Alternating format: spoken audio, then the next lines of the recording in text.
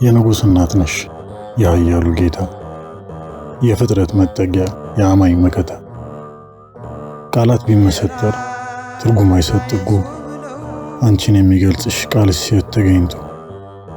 ብዙ ሰው ታዘብኩኝ ቆሞ ከአንድ ጥግ ሰው ሲከራከር፣ ማርያም እናቱ ናት እሱን እናምናለን፣ ግን ልጇን መለመን አትችልም ብንልም።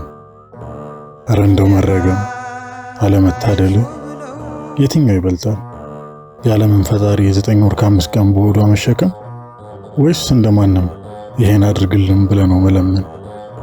ፍርዱን ላንተን ትቼ እኔ ስለምናት እመቤቴ እናቴን የአምላኬን እናት፣ ባጠባሽ ጡትሽ ባቀፉት ክንዶችሽ፣ ፈጣሪ ሲሰቀል ስላነባው ዓይንሽ፣ ስለ ኢየሱስ ብለሽ ኃጢአቴን ድክመቴን ይሄን ማንነቴን አይቶ እንዳይፈርድብኝ ብጽዕት ማርያም ሆይ ከልጅሽ አማልጂኝ።